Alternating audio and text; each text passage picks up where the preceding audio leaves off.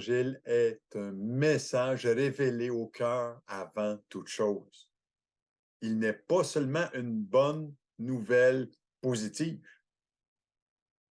Et quand nos yeux spirituels s'ouvrent à notre réalité personnelle, la liberté du cœur est tout près de toi. Parce que Dieu a tant aimé et que nous avons tous désespérément besoin dans ce monde d'espoir. J'ai une bonne nouvelle pour toi aujourd'hui afin que tu comprennes la révélation de l'amour de Dieu pour ta vie. Écoute bien ce chant inspirant aujourd'hui, Christ est la lumière. Quittant la gloire de ton ciel, tu es venu sur terre. Fils aimé du Dieu éternel, tes bras tu as ouverts. Ta grâce a bouleversé le cours de notre humanité. Nous crions ensemble, victoire, Christ est la lumière du monde, que sa gloire couvre la terre, puissance infinie qui libère, son nom est saint, il est saint, il est saint. Nous les fils et les filles du roi entonnons chaque jour un hymne de gloire et de joie, célébrant son amour. Les nations de la terre s'inclineront devant le Père, chanteront ensemble, victoire, Christ est la lumière du monde, que sa gloire couvre la terre, puissance infinie qui libère, son nom est saint, il est saint, il est saint, Christ est la lumière du monde, que sa gloire couvre la terre, puissance infinie qui libère, son nom est saint, son nom est saint, il est saint, il est saint, son nom est saint, son nom est saint, il est saint, il est saint, son nom est saint, Jésus est saint, il est saint, il est saint, son nom est saint, son nom est saint, il est saint, il est saint, Christ est la lumière du monde, que sa gloire couvre la terre, puissance infinie qui libère, son nom est saint, il est saint, Christ est saint, Christ est saint. Bonjour et bienvenue à votre émission du matin, l'Évangile, notre espoir. La bonne nouvelle est que Dieu a prouvé son amour. Et elle s'est manifestée envers toi et moi. Oui, elle s'est déjà manifestée 2000 ans passés. Les Écritures nous disent, mais Dieu prouve son amour envers nous, en ce que lorsque nous étions encore des pécheurs, Christ est mort pour nous. Est-ce que tu expérimentes cet amour divin? J'aimerais te dire aujourd'hui que beaucoup de personnes ont fait cette expérience personnelle de l'amour de Dieu dans leur vie par une révélation que Dieu leur accorde. Et vous savez, les bénéfices dans leur vie ont été multiples. Dans ma propre vie, ça a été des multiples bénédictions qui sont venues. Et j'aimerais te poser la question ce matin. Comprends-tu l'amour du Père qui a envoyé son Fils bien-aimé pour toi? Et j'aimerais te dire qu'il y a un véritable espoir. Pour toi, aujourd'hui, à l'instant même où je te parle, le Saint-Esprit de Dieu veut utiliser ce que je vais te dire. Je te parlerai pas de philosophie humaine, mais d'un message qui vient du ciel pour que la véritable liberté ne se repose pas sur la sagesse humaine, mais sur la révélation de l'amour de Dieu. Et ce message est que Dieu t'a aimé déjà. Il l'a prouvé. Je te parle pas d'une philosophie ou une religion bien établie, mais d'une personne qui a marqué l'histoire humaine. Et son nom est Jésus. Il est celui qui est venu, qui est mort et ressuscité d'entre les morts. Et Jésus n'est pas une lettre ou une tradition morte sans vie. Il est vivant, alléluia, et il connaît les battements de ton cœur qui souffre, qui vit la confusion face à ce qui se passe dans ce monde. Quand on voit ce qui se passe dans les médias aujourd'hui, les nouvelles, avec ces deux enfants morts, ou ce qu'il y a un fou qui est venu rentrer dans une garderie pour tuer des enfants, ça n'a pas de bon sens. D'où ça vient, cela? Sinon, que l'espoir de cette personne-là était dans la confusion et dans la noirceur totale. Mais j'aimerais te dire aujourd'hui dans ce message que j'aimerais t'apporter en ce jour. Dieu te connaît, toi, aujourd'hui. Il sait comment te prendre. Il connaît ton caractère. Il connaît tes pensées. Il connaît tes sentiments les plus profonds. Mais il te manque quelque chose. Pas seulement une information de la bonne nouvelle, mais une révélation de son amour dans ton cœur. Car Dieu a tant aimé. Il t'a tant aimé dès ton enfance, dès le sein de ta mère. Il avait de bons plans, mais il y a beaucoup de choses qui sont venues brouiller ton histoire. Et t'as passé à côté de l'amour divin que Dieu avait préparé pour toi. Car Dieu a tant aimé, toi, ton nom. Tu peux le dire, dis-le avec moi. Car Dieu m'a tant aimé qu'il a donné son Fils unique, afin que je puisse croire en lui et que je ne périsse point, mais que j'ai la vie éternelle. Alléluia. Quel texte extraordinaire. La bonne nouvelle de l'Évangile en miniature dans un verset.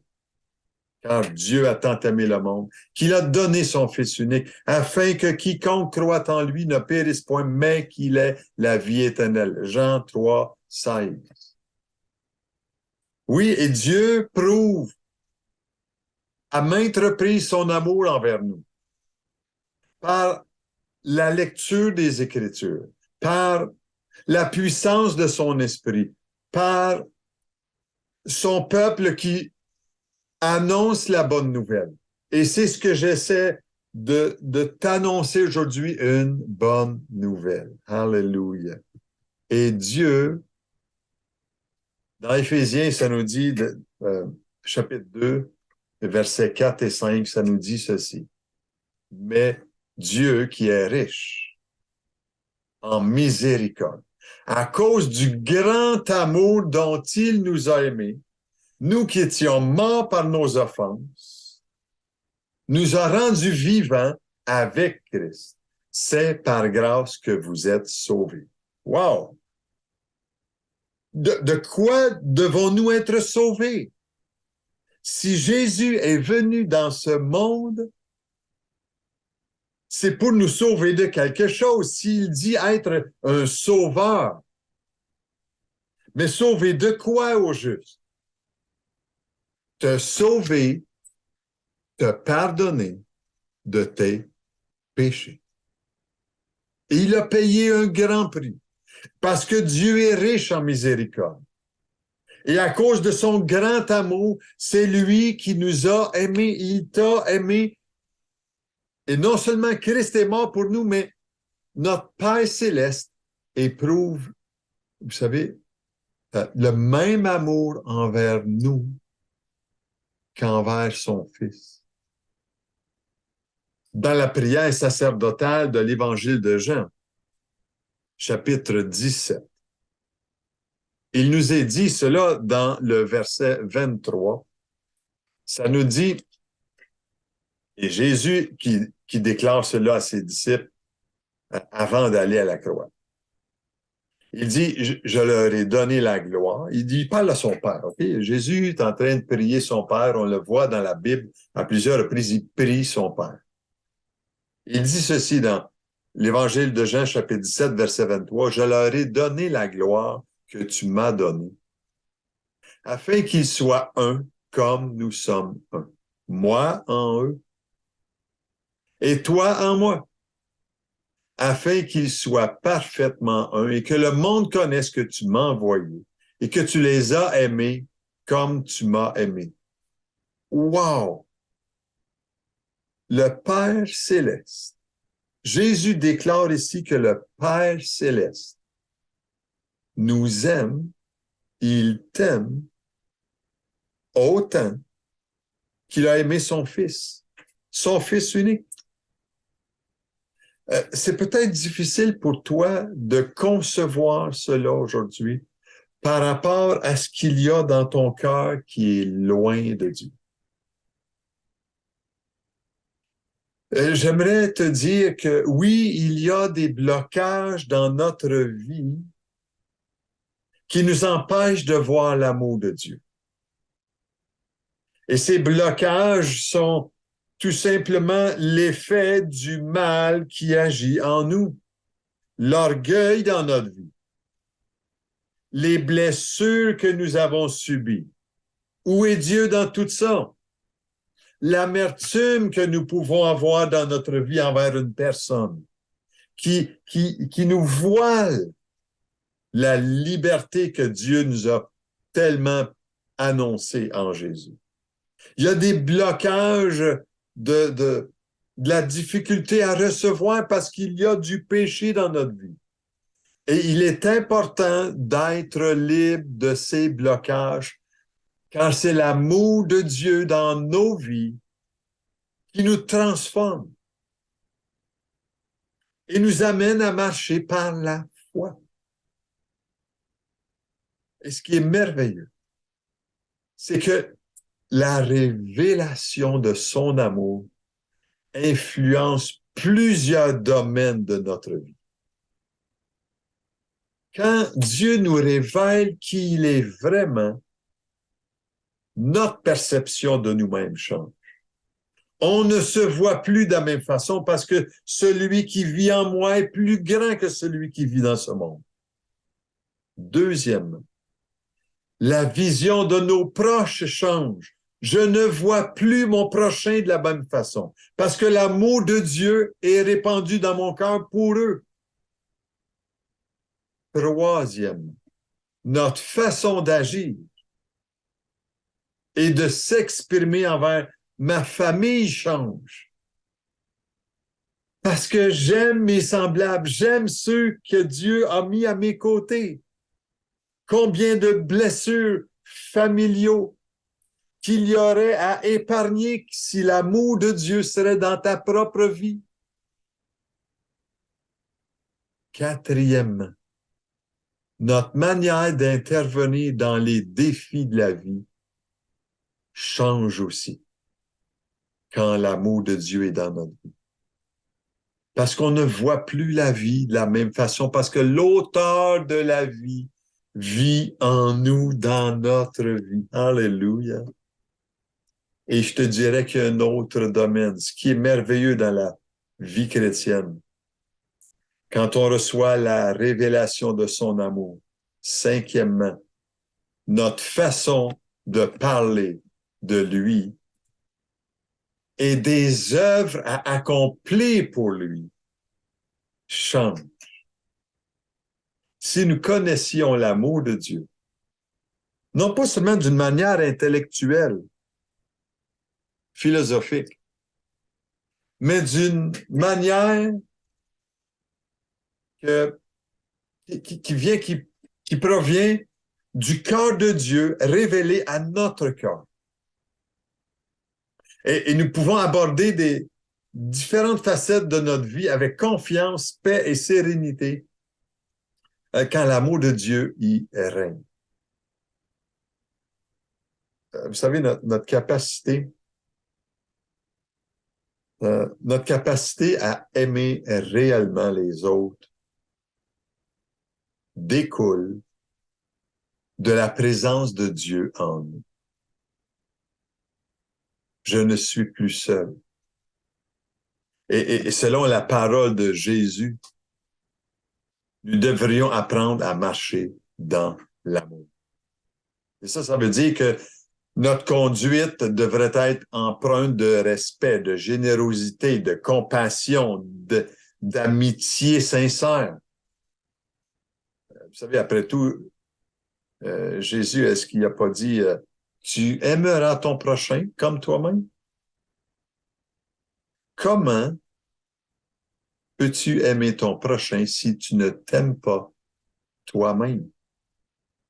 Et c'est ça qui fait la beauté de l'amour révélé de Dieu. Quand Jésus vient habiter dans notre cœur, vous savez peut-être qu'aujourd'hui, ça te semble difficile, mais il ne faut pas oublier que l'amour de Dieu est répandu dans nos cœurs par le Saint-Esprit.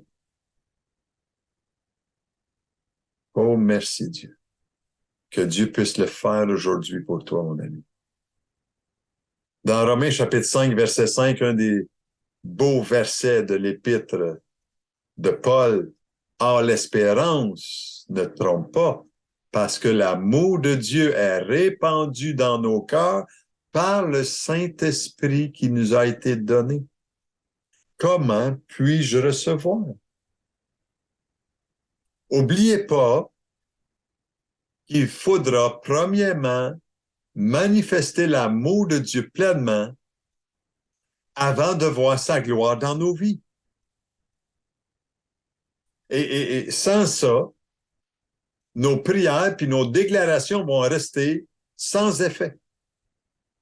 Est-ce que vous aimeriez aujourd'hui recevoir cette révélation de l'amour de Dieu? Peut-être que tu te sens bloqué de ce que je suis en train de te dire, mais Dieu peut débloquer, libérer. Vous savez, vous avez déjà entendu que sans l'amour, la Bible dit « je ne suis rien ». Vous avez déjà entendu ça peut-être dans un mariage, une déclaration des vérités de l'Épître aux Corinthiens, chapitre 13, verset 2. « Et quand j'aurai le don de prophétie, la science de tous les mystères, toute la connaissance, quand j'aurai même toute la foi jusqu'à transporter les montagnes, si je n'ai pas l'amour, je ne suis rien. » Wow! C'est fort. Mais Paul voit cet amour comme tellement important qu'il va même jusqu'à dire que donner ma vie pour les autres ne me sert de rien si je n'ai pas l'amour. L'amour pour mon prochain semble être ce qui va donner un sens à tous mes gestes et mes paroles envers mon prochain. Et l'apôtre Paul, pour le décrire dans 1 Corinthiens chapitre 13, va utiliser 15 verbes qui décrivent les 15 caractéristiques de l'amour. Il y en a 8 qui sont négatives. Hein? Il n'est pas, etc. Okay? Ils sont négatifs. Autrement dit, ce que l'amour n'est pas. Et il y en a 7 qui sont positives. Ce qui est l'amour, vraiment. Puis en regardant ces verbes-là, qu'on va regarder ensemble, si vous avez une Bible, Paul montre que l'amour est actif et non passif. Je vous reviens après cette annonce que j'aimerais faire pour vous aujourd'hui. J'aimerais t'inviter à ce déjeuner de l'espoir qui aura lieu à Amqui le 18 février de 11h à 13h au Pastalis d'Amqui et quelle joie que ce serait de vous voir avec nous. L'entrée est tout à fait gratuite pour vous qui sommes, vous êtes nos invités et il faut appeler Marie-Lise pour réserver votre place avant le mercredi 15 février. Donc, on vous invite à appeler au 629-34-10 pour Marie-Lise. Et venez entendre le témoignage d'un homme qui a été convaincu du Créateur du ciel et de la terre, qui a eu un témoignage de la parole dans sa vie, qui est M. Raymond Ricard, qui vient de Bonaventure. Au plaisir de vous y retrouver à ce déjeuner de l'espoir. Bienvenue à ce déjeuner de l'espoir. Pour décrire ce que l'apôtre Paul utilise comme 15 verbes qui décrivent 15 caractéristiques de l'amour, 8 qui sont négatives et 7 qui sont positives. En d'autres mots, on va regarder aujourd'hui, dans le restant de cette émission, les 8 caractéristiques qui sont négatives de ce que l'amour n'est pas. Et ce que je m'apprête à vous dire peut vous choquer. C'est possible que ça soulève des blessures dans ta vie. Au pire, ça pourrait te fâcher. Mais je dois te dire la vérité. Si tu laisses la vérité te parler, elle peut devenir une révélation de l'amour de Dieu dans ta vie. Et ces 8 caractéristiques négatives de ce que l'amour n'est pas, dans 1 Corinthiens, chapitre 13, si tu lis avec moi dans la parole de Dieu. 1 Corinthiens, chapitre 13. Et verset 3.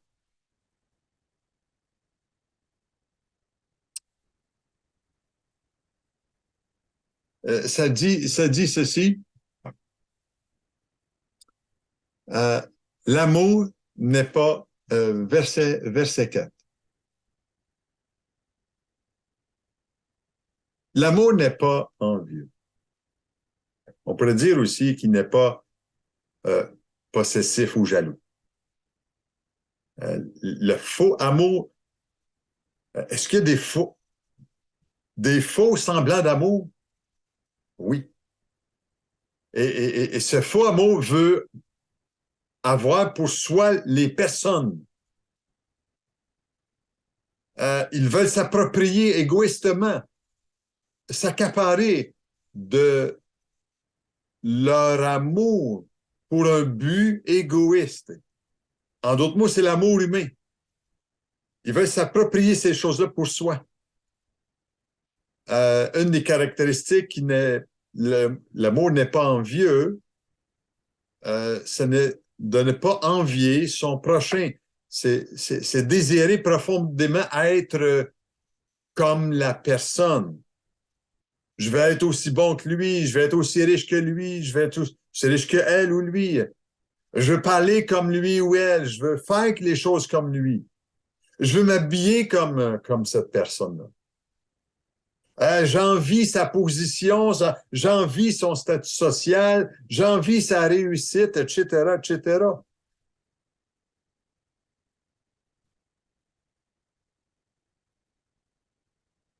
Vous savez, un homme de Dieu, un jour, a dit, je ne me contente pas et n'exploite pas les dons que Dieu m'a donnés.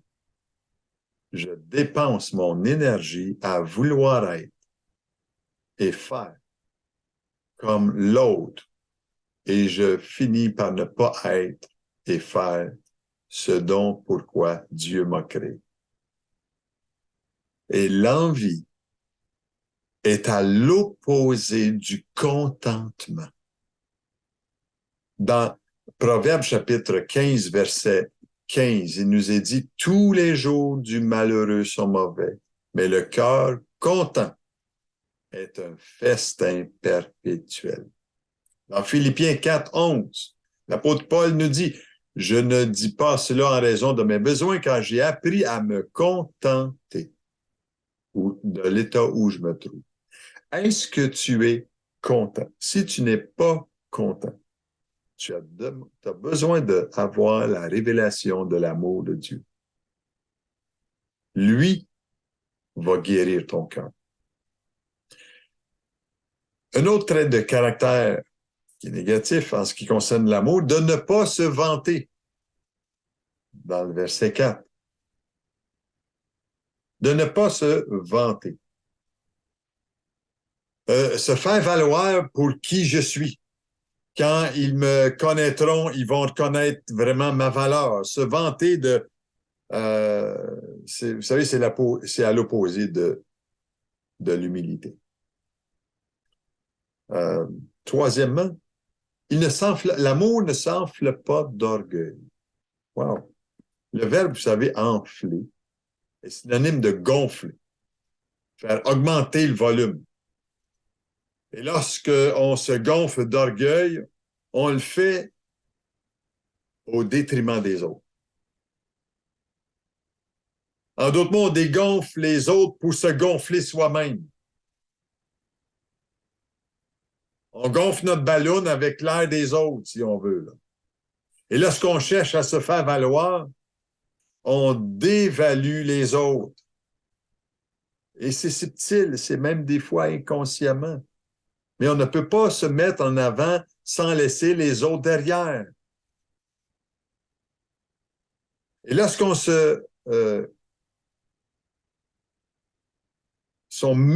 se met sur un piédestal, on abaisse automatiquement les autres autour de nous. On ne peut agir de cette façon-là envers quelqu'un qu'on aime vraiment. Le vrai amour cherche à mettre l'autre en avant, à le valoriser, au détriment de soi. Mais l'orgueil, vous savez, c'est le bon cousin de se vanter. Une autre caractéristique d'un aspect négatif de l'amour. Okay? C'est ce que je suis en train de vous dire aujourd'hui, les caractéristiques négatives de ce que l'amour n'est pas. Il ne fait rien de malhonnête. Le vrai amour ne fait rien de malhonnête. Il évite de blesser ou de scandaliser quelqu'un. Cinquièmement, il ne cherche pas son intérêt. Et s'il ne cherche pas son intérêt, c'est qu'il pense aux autres avant de penser à lui-même. Il pense aux droits des autres au lieu de penser à ses propres droits, ce qui est contraire à la pensée du monde actuel. Complètement. Il ne cherche pas son intérêt. Sixièmement, il ne s'irrite pas. Il y a un commentateur qui a déclaré ceci, l'irritabilité et la susceptibilité comptent parmi les défauts les plus répandus dans les milieux chrétiens. Irrité. Celui qui aime accepte d'être mis en cause, repris ou corrigé. Celui qui aime. Il ne garde pas rancune contre celui qui a eu le courage de lui dire ce qu'il pense de qui il est, qui elle est. Il y a un proverbe 25, proverbe 27, verset 5, qui nous déclare cela. Mieux vaut une réprimande ouverte qu'une amitié cachée. Proverbe 12, 1 nous dit, celui qui aime la correction aime la science. Celui qui hait la réprimande est stupide. Proverbe 10, 17. Celui qui se souvient de la correction prend le chemin de la vie, mais celui qui oublie la réprimande s'égare. Qu'est-ce que la réprimande produit dans ton cœur quand quelqu'un te réprimande? Est-ce que tu es irrité? Est-ce que tu es en colère? Est-ce que tu veux te venger? Est-ce qu'il y a de l'amertume? Vous savez, c'est que le véritable amour ne s'irrite pas. Est-ce que tu as besoin vraiment de l'amour de Dieu? Septièmement, il ne médite pas le mal. Il ne tient pas compte du mal qu'il subit. Est-ce qu'on peut être parfois blessé par quelqu'un qui veut nous faire du mal? Certainement. Moi, le premier. Mais on n'enregistre pas l'offense comme une dette. Ah bien, il va le savoir. Puis, on ne médite pas le mal. Et on n'est pas en train de déclarer, ah ben, il va le savoir, puis je vais régler ça bien vite. La véritable amour ne médite pas le mal. Et huitièmement et dernièrement, aujourd'hui, il ne se réjouit pas de l'injustice. Il ne prend pas plaisir dans les erreurs des autres. Il n'enregistre pas les mauvaises actions des autres pour y trouver des excuses à cause des imperfections personnelles. Je me pose la question après qu'est-ce que je t'ai partagé aujourd'hui sur ces 8 exemples. Ces 8 exemples de caractéristiques négatives de ce que l'amour n'est pas. Il n'est pas envieux. Il ne s'enfle pas d'orgueil. Il ne se vante pas. Il ne fait rien de malhonnête. Il ne cherche pas son intérêt. Il ne s'irrite pas. Il ne médite pas le mal. Il ne se réjouit pas de l'injustice. Vous savez, je crois que ce que nous avons besoin d'avoir pour ne pas négliger l'amour de Dieu, c'est d'avoir son amour dans notre vie. Et son amour avec un grand A. T'sais.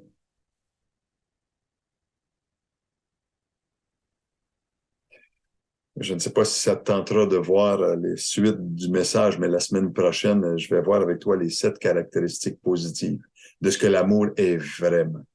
Et aujourd'hui, j'aimerais conclure avec toi. Là où est-ce que je te parle, Dieu veut t'accorder la liberté dans ton âme par le message de la bonne nouvelle. Il y a de l'espoir dans la bonne nouvelle. Seigneur, aujourd'hui, je viens tel que je suis avec ce que je suis. J'ai besoin de la révélation de ton amour, ô Dieu. Je sais que tu m'aimes et que tu as donné ta vie sur la croix pour me pardonner, pour me libérer et ouvrir mes horizons spirituels. Merci aujourd'hui de m'aider à comprendre ton amour un peu plus à travers cette émission L'Évangile, notre espoir. Aide-moi à te faire confiance et vivre dans un esprit libre aujourd'hui. Seigneur, j'ai besoin de toi. Au nom de Jésus, je prie. Je veux t'inviter à appeler, si tu veux, prier avec Suzanne pour un besoin quelconque. Suzanne se fera un plaisir de prier avec toi au 629-5412 dans le 418. Dieu veut agir aujourd'hui en toi, mon ami, car il t'aime. Est-ce que tu serais prêt à t'appuyer sur son amour? Écoute bien ce chant aujourd'hui à la croix. Et on se revoit la semaine prochaine pour l'Évangile qui libère. Sois richement béni.